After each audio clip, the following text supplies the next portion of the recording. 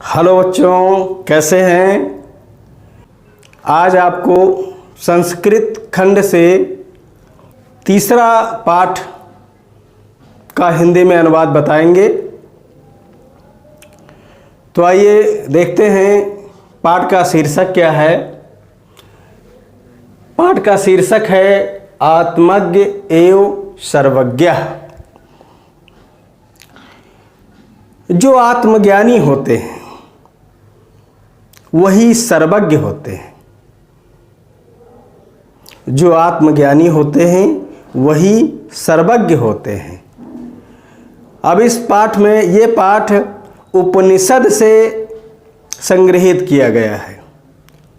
उपनिषद में महर्षि विद्वान परम विद्वान याज्ञवल्क्य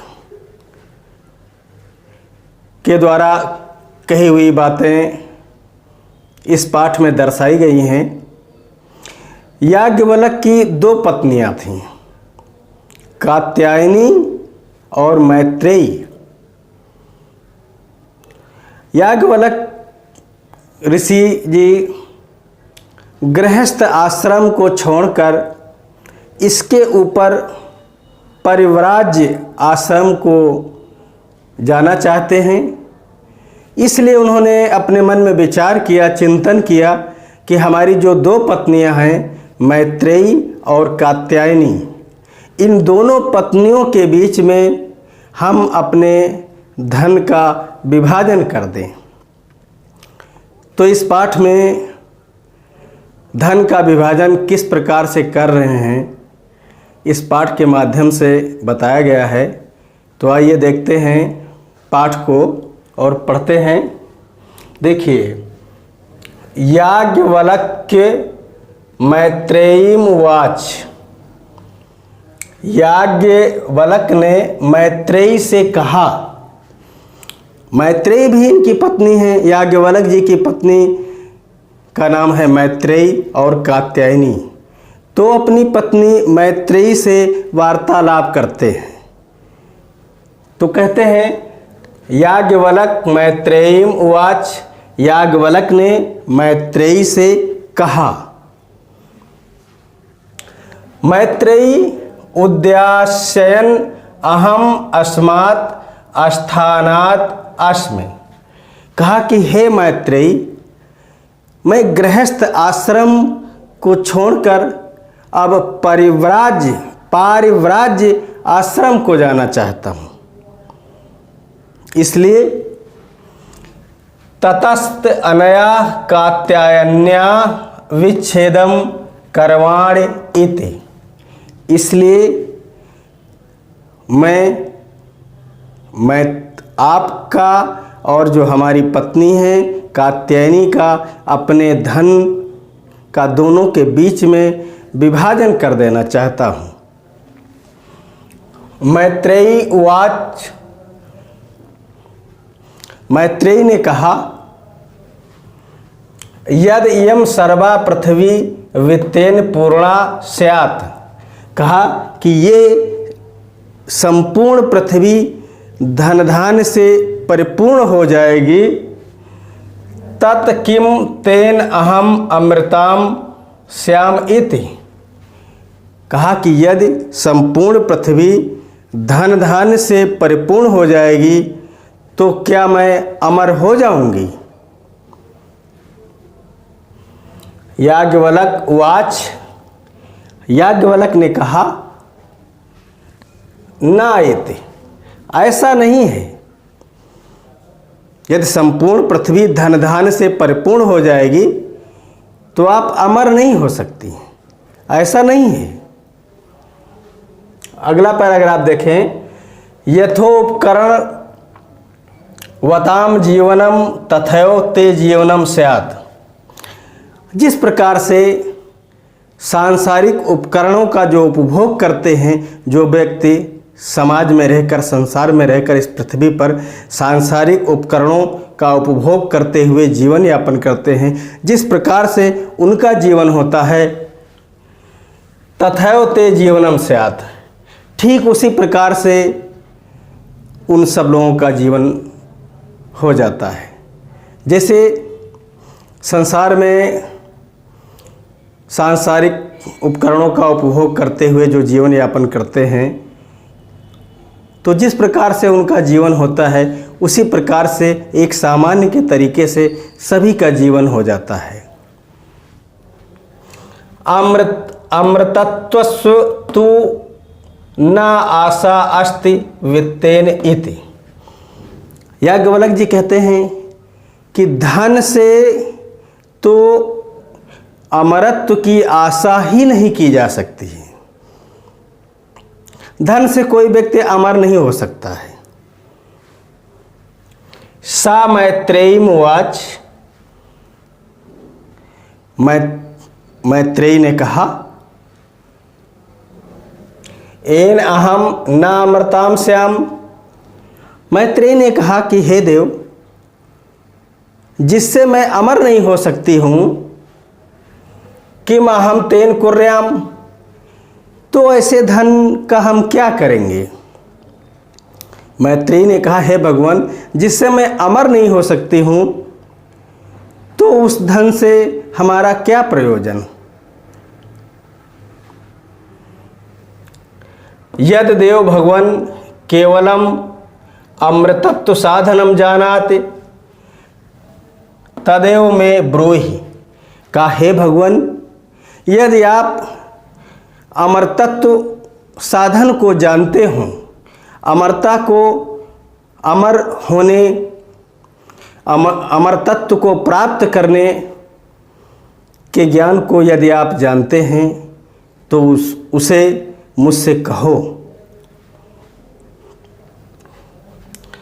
तद्देव में ब्रूहि, हे भगवान, अमर तत्व साधन को मुझसे कहो, मुझे बतलाओ कि व्यक्ति अमर कैसे हो सकता है। याज्ञवल्क्य उवाच, याज्ञवल्क्य बोले, प्रिया न सती तुम प्रियम भासते। कहा, हे प्रिय, तुम हमारे लिए पतिव्रता स्त्री ही नहीं हो बल्कि प्रिय बोलती भी हो। कहा कि तुम मेरे लिए प्रिय हो ही और साथ साथ प्रिय भी बोलती हो, इसलिए तुम प्रियम भासते, तुम प्रिय बोलती हो। ए ही उपविश्य, इसलिए यहाँ बैठो। व्याख्यास्यामि ते अमृतत्व साधनम। कहा, इसलिए हे मैत्रेयी, तुम यहाँ बैठो और मैं तुम्हें अमरतत्व की व्याख्या करता हूँ। अमरत्व को किस प्रकार से प्राप्त किया जाता है इसके बारे में मैं तुम्हें विस्तार पूर्वक बताता हूँ। याज्ञवल्क्य उवाच, याज्ञवल्क्य बोले, ऋषि याज्ञवल्क्य कहते हैं, न वा मैत्रेयी। का, हे मैत्रेयी, पत्युः कामाय पतिः प्रियो भवति।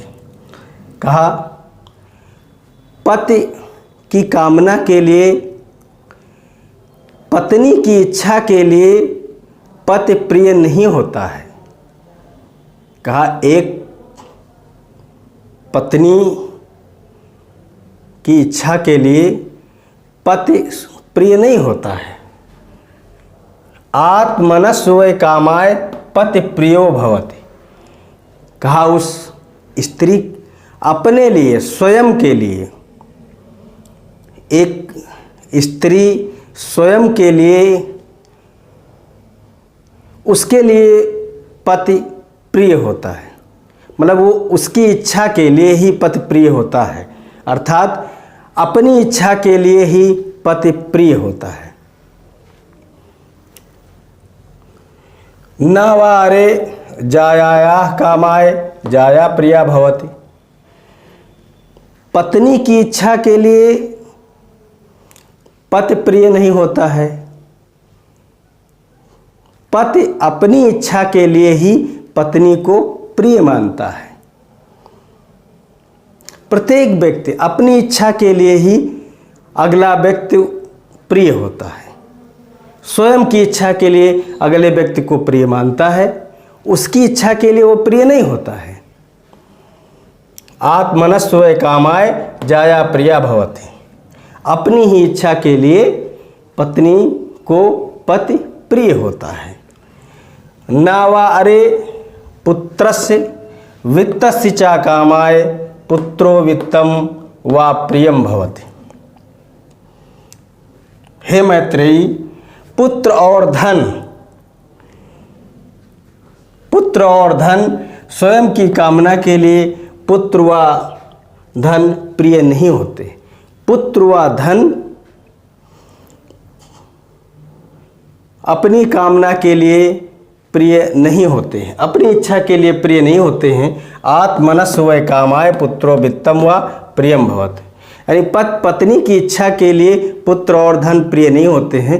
पुत्र और धन अपनी ही इच्छा के लिए वो भी स्वयं प्रिय माने जाते हैं। नावारे सर्वस्व कामाय सर्वम प्रियम भवति। सभी की इच्छा के लिए सभी प्रिय नहीं होते हैं। आत्मनस्व कामाय सर्वम प्रियम भवति। कहा गया है, याज्ञवल्क्य जी ने कहा है कि अपनी ही इच्छा के लिए दूसरे लोग प्रिय होते हैं, स्वयं की इच्छा के लिए ही दूसरे लोग प्रिय होते हैं। तस्माद, इसलिए आत्मा व अरे मैत्रेयी, कहा इसलिए हे मैत्रेयी, आत्मा जो हमारी आत्मा है, आत्मा को दृष्टव्य है। ये आत्मा देखने योग्य है। दर्शनार्थम, दर्शन करने के लिए है। आत्मा के दर्शन करना चाहिए, अपने अंतरात्मा में झांक कर देखना चाहिए हर व्यक्ति को। इसलिए बताया कि आत्मा देखने योग्य है, दर्शन करने योग्य है, श्रोतव्य मंतव्य है, सुनने योग्य है और सुन करके मनन करने योग्य है। निधिस्त्याश्च, और आत्मा को हर प्रकार से देखा जाता है। आत्मा के विषय में ही हर प्रकार से चिंतन किया जाता है। इसलिए आत्मना खलु दर्शनेन, इसलिए निश्चित रूप से आत्मा के दर्शन मात्र से ही इदम सर्वम विदितम भवति, ये सब कुछ विदित हो जाता है, अर्थात संपूर्ण ज्ञान प्राप्त हो जाता है। केवल मात्र आत्मदर्शन करने से ही, आत्मा की बात मानने पर सब कुछ दिखाई देने लगता है। याज्ञवल्क्य जी कहते हैं कि जिसे संसार में रहने वाले लोग हैं, तो हर व्यक्ति के शरीर में मन और आत्मा दोनों का निवास रहता है। कभी कभी निंदनीय कार्य, बुरे कार्य, गलत कार्य करने के लिए मन बहुत प्रेरित करता है, लेकिन जो आत्मा है, आत्मा को परमात्मा का एक रूप माना गया है, इसलिए आत्मा उस कार्य के लिए रोकती है। लेकिन ये चंचल मन वो अनैतिक कार्य व्यक्ति से करवा देता है। तो इसीलिए कहा है याज्ञवल्क्य जी ने कि जो आत्मा को देखता है, आत्मा की बात मानता है, आत्मा की बात सुनता है, वही आत्मज्ञानी है, वही सर्वज्ञ है। तो इस प्रकार से आप सामान्य हिंदी, कक्षा 12 सामान्य हिंदी से संस्कृत खंड अथवा हिंदी के प्रत्येक खंड, चाहे वो गद्य खंड हो या काव्य खंड हो, संस्कृत खंड हो, हिंदी व्याकरण हो, संस्कृत व्याकरण हो, ये सारी वीडियो आपको हमारे चैनल पर मिलेंगी। और इसलिए आप हमारे चैनल को सब्सक्राइब करिए, लाइक करिए और हमारे लेटेस्ट वीडियो प्राप्त करने के लिए हमारे चैनल से जुड़े रहिए। धन्यवाद।